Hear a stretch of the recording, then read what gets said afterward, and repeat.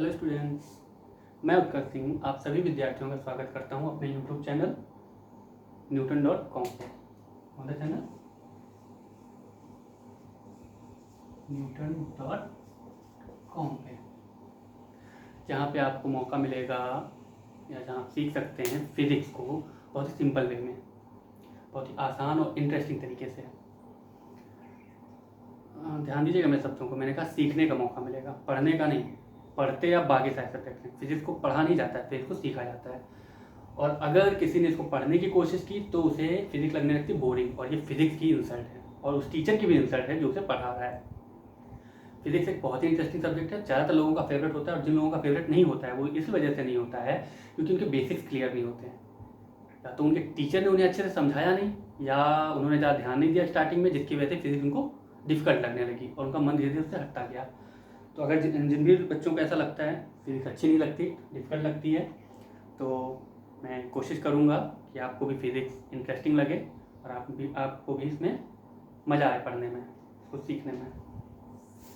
तो चलिए स्टार्ट करते हैं हम लोग इस चैप्टर से। CBSE board class 10th NCERT book का चैप्टर नंबर 12 नाम है इलेक्ट्रिसिटी। कौन सा चैप्टर हम लोग पढ़ेंगे?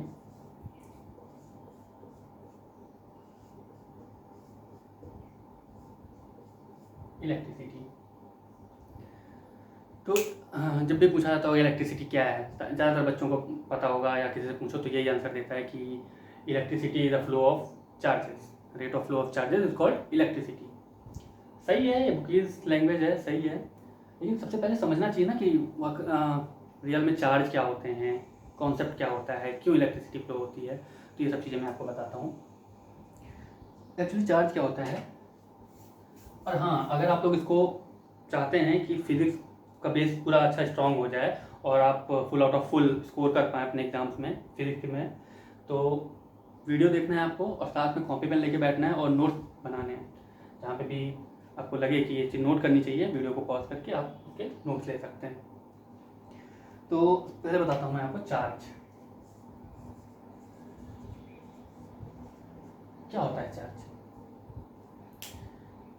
देखिए, एटम होता है, एटम में इलेक्ट्रॉन्स होते हैं, प्रोटॉन्स होते हैं, न्यूट्रॉन्स होते हैं, ये सारी चीज़ें पता है। तो चार्ज भी उसी का एक हिस्सा होता है। Actually electric charge is the physical property of matter causes it to experience a force when placed in an electromagnetic field। क्या होता है, जब कोई एटम किसी इलेक्ट्रोमैग्नेटिक फील्ड में रखा जाता है, इलेक्ट्रोमैग्नेटिक फील्ड जहाँ पे इलेक्ट्रिक फील्ड और मैग्नेटिक फील्ड दोनों हो, वहाँ पे रखा जाता है, तो वो या तो फोर्स ऑफ अट्रैक्शन फील करता है या फिर फोर्स ऑफ रिपल्सन फील करता है। तो ये क्यों फील करता है? इन्हीं चार्ज की वजह से, जो उसके अंदर चार्जेस होते हैं उन्हीं की वजह से वो ये फील करता है। तो चार्ज क्या है? एक बेसिक प्रॉपर्टी है किसी भी एटम की, और ये दो तरीके की हो सकती है, पॉजिटिव चार्ज और नेगेटिव चार्ज। पॉजिटिव हो सकते हैं और नेगेटिव हो सकते हैं। तो ये आपका एक पॉइंट हो गया नोट करने के लिए कि चार्ज क्या होता है और कितने टाइप्स के होते हैं, ये एक पॉइंट हो गया। नेक्स्ट पॉइंट आप इसमें नोट कर सकते हैं कि कब रिपल करता है, कब अट्रैक्ट करता है। सोचिए कि मैंने कहा रिपल करता है या अट्रैक्ट करता है, तो कब अट्रैक्ट करेगा और कब रिपल करेगा, ऐसा क्यों होगा? तो एक चीज़ ध्यान रखिए कि जो सेम चार्जेस होते हैं वो एक दूसरे को रिपल करते हैं, और जो अपोजिट चार्जेस होते हैं एक दूसरे को अट्रैक्ट करते हैं। जैसे अगर ये नेगेटिव चार्ज है और यहाँ पे हम एक नेगेटिव चार्ज लाएंगे तो ये इसको रिपल करेगा, और अगर हम यहीं पे एक पॉजिटिव चार्ज ले आते हैं तो ये इसको अट्रैक्ट करेगा। ये दोनों डिफरेंट चार्जेस अट्रैक्ट करेंगे, सेम चार्जेस रिपल करेंगे। तो ये हो गई बात चार्जेस की कि कितने टाइप्स के होते हैं और क्या होते हैं। अब हम जब भी फिजिक्स में कोई चीज़ पढ़ते हैं, कोई भी क्वांटिटी पढ़ते हैं, तो चार्ज एक तरीके से क्वांटिटी हो गई, तो उसकी कुछ यूनिट्स होती हैं, इसमें हमको मेज़र करते हैं। तो चार्ज को किस में मेज़र करेंगे? चार्ज की ऐसा यूनिट होती है, मैंने आपको फर्स्ट पॉइंट बता दिया चार्ज क्या होता है, सेकंड पॉइंट बता दिया कि दो टाइप्स के होते हैं, थर्ड पॉइंट बता दिया कि सेम चार्जेस रिपल करते हैं और अपोजिट चार्जेस अट्रैक्ट करते हैं। फोर्थ पॉइंट इसकी एसआई यूनिट। एसआई यूनिट होती है कि कूलाम। साइंटिस्ट थे कूलाम, उनके नाम पे इसकी यूनिट रखी गई कूलाम। इसको जनरली हम कैपिटल C से रिप्रेजेंट करते हैं। जो भी यूनिट्स या जो भी क्वांटिटी के सिंबल दिए गए और वो किसी साइंटिस्ट के नाम पे अगर दिए गए हैं तो वो हमेशा कैपिटल लेटर से लिखे जाते हैं। जैसे मीटर को हम स्मॉल m से लिखते हैं क्योंकि मीटर कोई साइंटिस्ट नहीं थे, मगर कूलाम को कैपिटल C से लिखेंगे क्योंकि ये किसी न किसी साइंटिस्ट के नाम पर रखा गया है। ऐसे न्यूटन कैपिटल में लिखा जाता है क्योंकि ये न्यूटन को भाई सभी जानते हो, इस चैनल का नाम भी है newton.com, यहाँ पे आप पढ़ रहे हैं। तो ये आपके 4 पॉइंट्स हो गए चार्जेस के। अब पूरा जो इलेक्ट्रिसिटी वाला चैप्टर है इन्हीं चार्जेस की वजह से है, यानी कि चैप्टर नहीं मतलब जितनी भी इलेक्ट्रिसिटी है जो भी हम पढ़ेंगे इलेक्ट्रिसिटी के बारे में, कहीं ना कहीं उसका संबंध चार्ज से होगा, इसलिए इसको समझना बहुत जरूरी था। अब चार्ज कितना हो सकता है, कैसे हो सकता है, इसके बारे में थोड़ा सा ध्यान देते हैं। मान लेते हैं कोई कंडक्टर है, अब इलेक्ट्रिसिटी पढ़ रहे हैं तो भाई कंडक्टर में ही होगी इलेक्ट्रिसिटी, इंसुलेटर्स में तो होती नहीं है। इसके बारे में बताऊंगा कि कंडक्टर, इंसुलेटर और सेमी कंडक्टर्स क्या होते हैं अब अपने किसी और वीडियो में। अभी हम लोग सीधे चैप्टर को कवर करते हैं। पहले किसी भी कंडक्टर में कितना चार्ज फ्लो हो रहा है या कितना चार्ज उसमें है, फ्लो नहीं भी हो रहा है, जरूरी नहीं कि चार्ज फ्लो ही हो, वो स्टैटिक भी हो सकता है, अभी बता रहा हूँ उसके बारे में बताऊँगा। तो पहले तो मैं आपको एक फॉर्मूला बताना चाह रहा था, Q इज इक्वल टू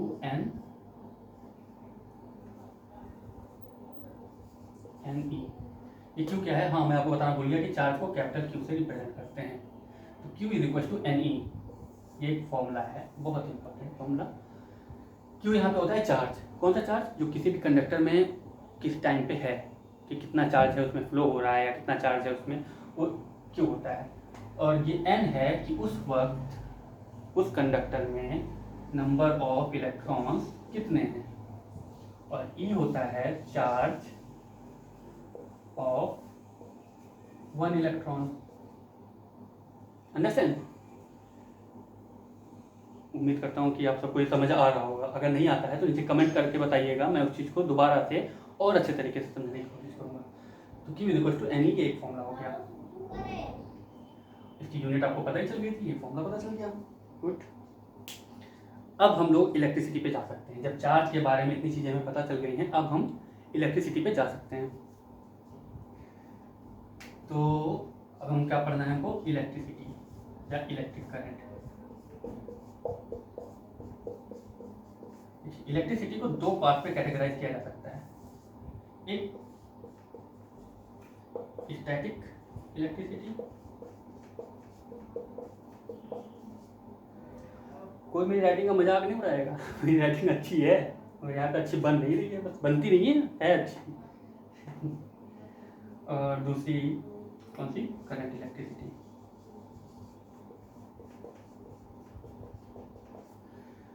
देखिए स्टैटिक इलेक्ट्रिसिटी तो हमें पढ़ना नहीं है, हमें जो इस चैप्टर में पढ़ना है वो पढ़ना है करंट इलेक्ट्रिसिटी, मगर फिर भी हम समझ लेते हैं कि स्टैटिक इलेक्ट्रिसिटी एक्चुअली होता क्या है।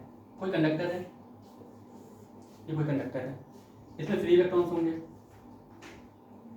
कंडक्टर है तो भाई फ्री इलेक्ट्रॉन्स होंगे। अब इनकी कोई ना कोई डायरेक्शन होती है, मगर कोई स्पेसिफिक डायरेक्शन नहीं होती है, ये किसी भी रैंडम डायरेक्शन में मूव कर रहे होते हैं। तो इसमें तो कोई करंट होगी नहीं, क्योंकि करंट क्या होता है, rate of flow of charges, जो एक डायरेक्शन में फ्लो कर रहे हो, मगर ये तो अलग अलग डायरेक्शन में फ्लो कर रहे हैं, तो इसका कोई नहीं होगा, स्पेसिफिक डायरेक्शन नहीं होगी। तो यहाँ पे जो करंट है वो, जो इलेक्ट्रिसिटी वो करंट इलेक्ट्रिसिटी नहीं होगी, इसको बोलेंगे हम स्टैटिक इलेक्ट्रिसिटी। इसका एक एग्जांपल आप देख सकते हैं, अपने आप अभी करके देख सकते हैं। आप कर ही चुके होंगे आप लोग, स्केल लेते हैं, उनको बालों में रब करते हैं और छोटे छोटे पेपर के टुकड़े डालते हैं। स्कूल में बच्चे खेलते रहते थे, हम लोग भी छोटे क्लासेस में ऐसे करते थे, पता नहीं होता था क्यों हो रहा है, मगर मजा आती थी, मैजिक लगता था। तो रब करते हैं, उसको लगाते हैं, उसके पास ले जाते हैं, तो वो अट्रैक्ट कर लेता है उनको। क्यों कर लेता है, इसी वजह से, ये जो है स्टैटिक इलेक्ट्रिसिटी की वजह से। ये जो स्टैटिक इलेक्ट्रिसिटी है क्यों आ जाती है, जब मैंने स्केल को रब किया बालों में तो क्या होता है, कुछ चार्जेस, चाहे वो कुछ चार्जेस नहीं कहेंगे, इलेक्ट्रॉन्स या तो उसमें से निकल जाते हैं जो है बालों में चले गए, या आ जाते हैं, या फिर जो बाकी की स्केल में बहुत सारे इलेक्ट्रॉन्स होंगे, फ्री इलेक्ट्रॉन्स होंगे, वो एक जगह पे इकट्ठा हो जाते हैं, तो वो उनके अंदर नेगेटिव चार्ज ज़्यादा हो जाता है। तो पॉजिटिव चार्ज, अगर पेपर पॉजिटिव चार्ज होंगे तो उनको अट्रैक्ट कर रहा होगा, ये रीजन होगा ना। ठीक है, होता है इलेक्ट्रिसिटी, आपको मैंने ब्रीफ डिस्क्रिप्शन दे दिया स्टैटिक इलेक्ट्रिसिटी का, कि अगर आपको भविष्य में कभी ये सुनने को मिले फ्यूचर में तो नया नया सा ना लगे। दूसरा जो हम लोग को पढ़ना है main, current electricity. Current electricity क्या होता है, अब यही जो है इसको हम जब इन सारे इलेक्ट्रॉन्स की डायरेक्शन एक स्पेसिफिक हो जाती है, जैसे किसी एक डायरेक्शन में मूव करने लगे, सबके सब एक डायरेक्शन में मूव कर रहे हैं, इधर इधर मूव करने लगेगा, तो इनकी ये एक फ्लो बन जाएगा इनका, और रेट ऑफ फ्लो को इलेक्ट्रिसिटी बोलते हैं। अब आते हैं हम लोग मेन पॉइंट पे।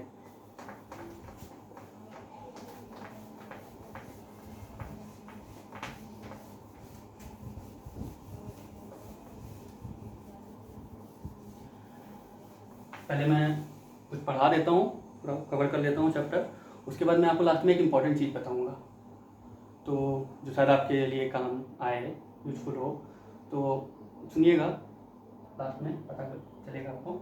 हाँ, इलेक्ट्रिक करंट।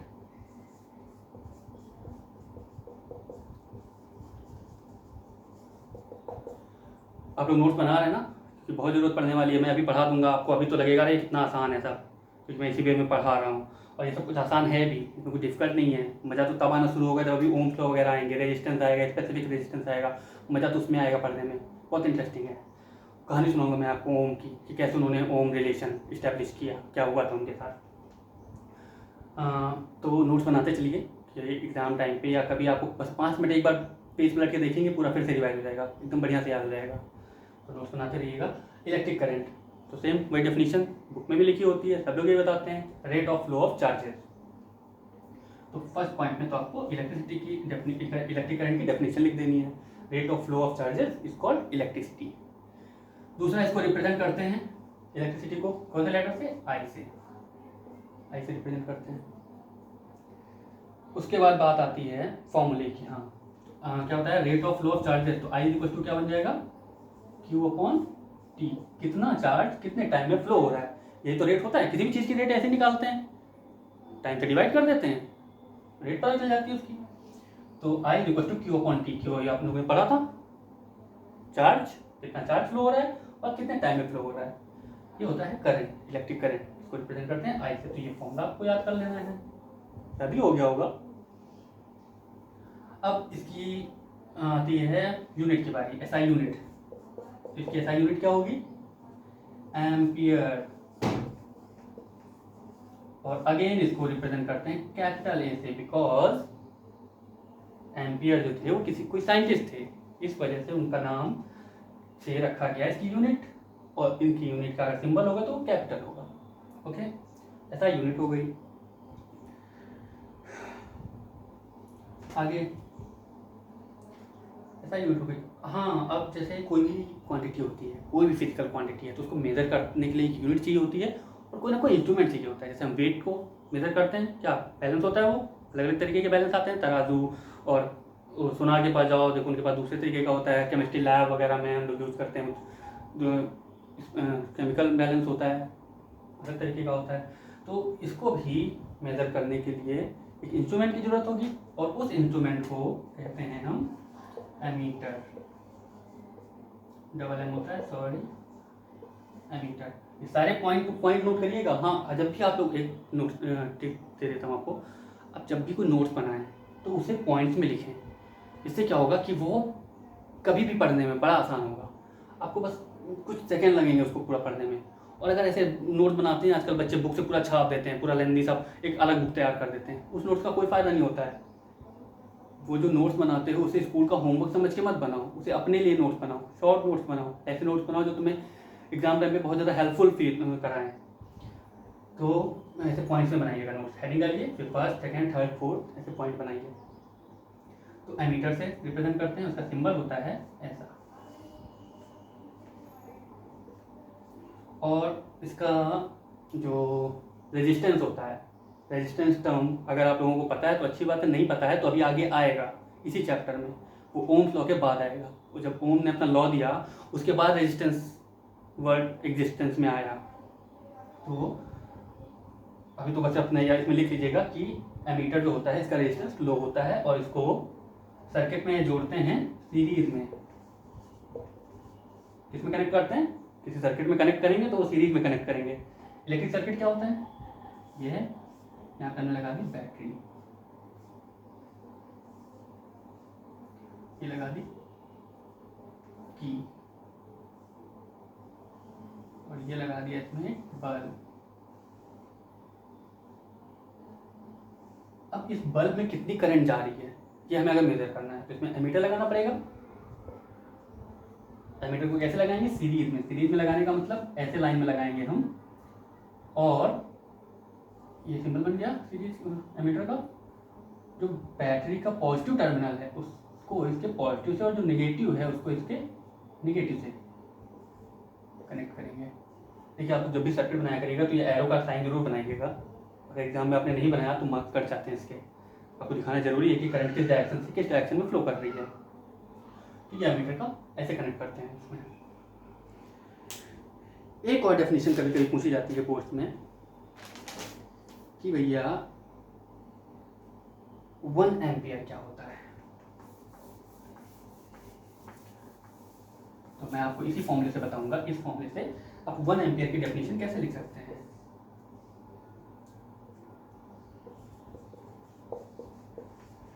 बहुत गर्मी है भैया, क्या हो रहा है आजकल दुनिया में, कितना बुरा बुरा चल रहा है।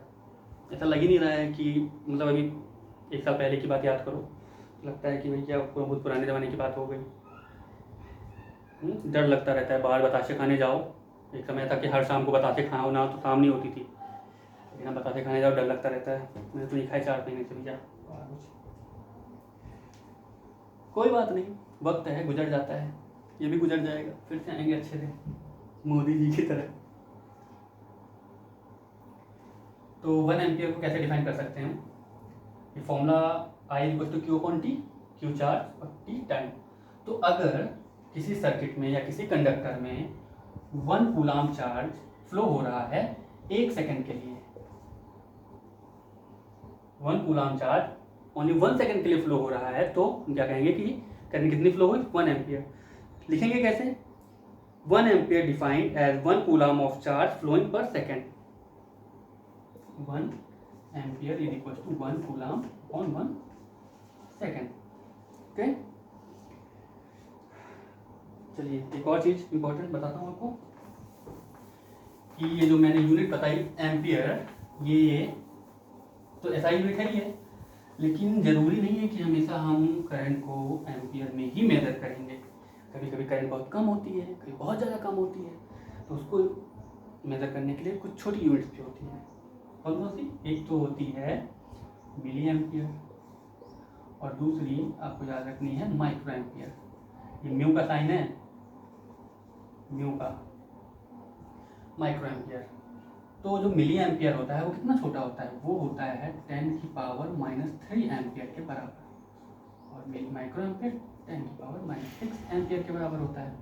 तो ये जो दो हैं छोटी यूनिट्स, कभी कभी आप न्यूमेरिकल्स लगाएंगे, उसमें जो करंट की यूनिट दी होगी शायद इसमें दी हो, मिली एम्पियर में या माइक्रो एम्पियर में, और तो आप उसको कन्वर्ट करना पड़े एम्पियर में, तो आप इसको याद रखेंगे, नोट कर लीजिए।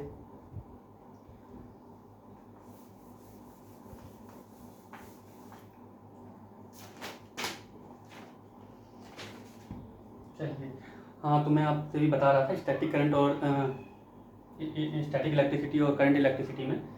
तो स्टैटिक इलेक्ट्रिसिटी सब में होती है, कोई भी कंडक्टर है उसमें स्टैटिक इलेक्ट्रिसिटी तो होती है। फिर वो करंट इलेक्ट्रिसिटी कैसे बनती है? वो तो तभी बनेगी जब सारे के सारे चार्जेस, सारे के सारे इलेक्ट्रॉन्स एक ही डायरेक्शन में फ्लो करें। तो वो कब फ्लो करेंगे, कैसे फ्लो करेंगे, कुछ तो करना पड़ेगा ना। उसके लिए हम एक टर्म यूज करते हैं, वोल्टेज। घर में आता है, कितना वोल्टेज आता है घर में? 220 वोल्ट।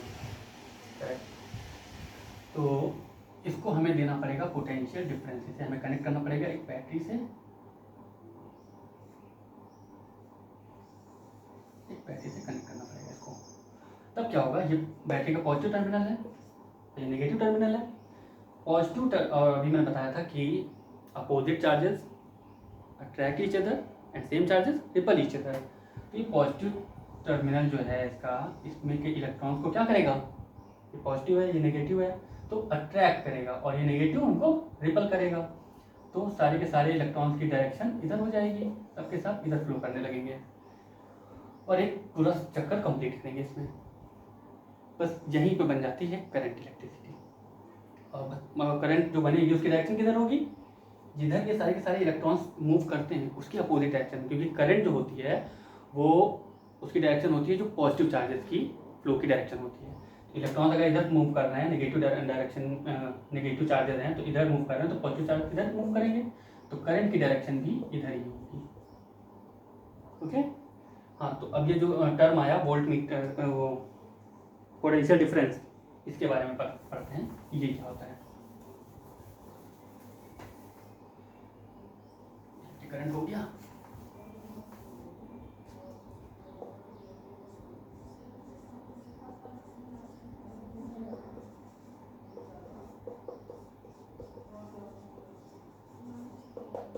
पोटेंशियल डिफरेंस बी से रिप्रेजेंट करते हैं इसको। ये क्या होता है, अगर इसको डिफाइन करने की बात होती है तो इसको डिफाइन कर सकते हैं, वर्क डन, पोटेंशियल डिफरेंस को डिफाइन करने के लिए हम कह सकते हैं work done in carrying unit charge from one place to another place is called potential difference between these two points. Okay, जैसे अगर हमें एक ये चार्ज है Q, ये Q चार्ज है और इसे हमको यहाँ तक लाना है, तो हमें कुछ वर्क करना पड़ेगा। तो ये जो वर्क करना पड़ेगा इस चार्ज को यहाँ तक लाने में, इस वर्क को बोलते हैं potential difference between these two points. Okay,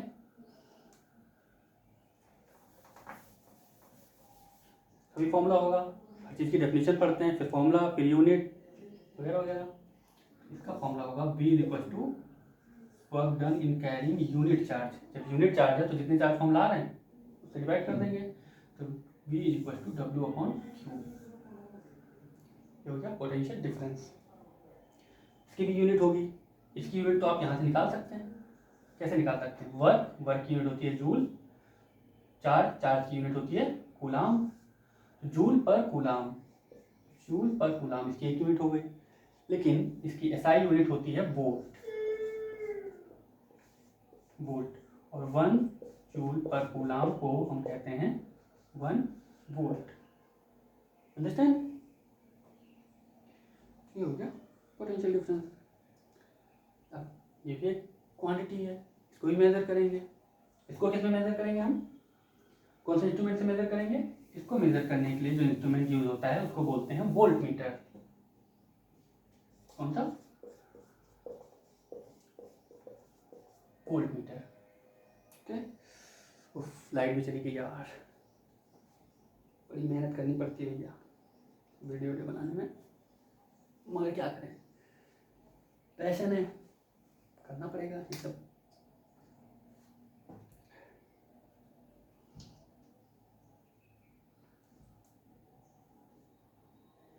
volt meter instrument होता है जिससे हम इसको मेजर करते हैं पोटेंशियल डिफरेंस को।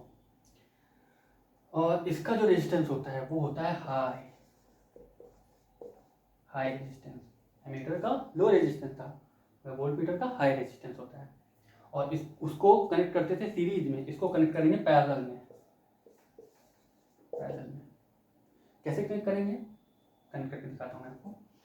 अगर ये सर्किट है, यहाँ पे बल्ब लगा हुआ है, ये की है और ये बैटरी है। अब हमें इस बल्ब के क्रॉस पोटेंशियल डिफरेंस यहाँ से यहाँ पे पोटेंशियल डिफरेंस पता करना है कि इस बल्ब के दो टर्मिनल्स के बीच में पोटेंशियल डिफरेंस कितना है। तो हम लगाएंगे यहाँ पे, वोल्ट मीटर का सिंबल है ये होता है ना सिंपल, तो हम वोल्ट मीटर जो है यहाँ पे लगाएंगे इस बल्ब के अक्रॉस। और अगर ये बैटरी का पॉजिटिव टर्मिनल है तो हम वोल्ट मीटर का ये पॉजिटिव टर्मिनल होगा और ये नेगेटिव टर्मिनल होगा। ओके, थैंक गॉड लाइट आ गई। तो ये पैरेलल में हम लोग उसको कनेक्ट करते हैं। समझ में आ रहा है ये सब कुछ? बोरिंग तो नहीं लग रहा ना, जैसा अभी आपको स्कूल में लगता रहा या अभी तक डिफिकल्ट लगता रहा, वैसा तो नहीं लग रहा।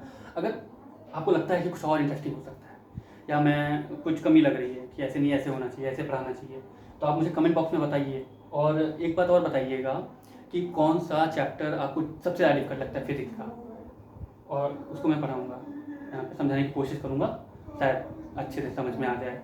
कोशिश करूँगा, मैं ये नहीं कह सकता कि मैं ही अच्छा पढ़ाता हूँ ऐसा नहीं है, लेकिन मैं कोशिश करूँगा कि आपको अच्छे से समझ में आ जाए। तो कमेंट बॉक्स में बताइए अगर यहाँ पे आपको कोई कमी लग रही है, कोई दिक्कत लग रही है, या आपको कोई दूसरी चीज़ पढ़नी है।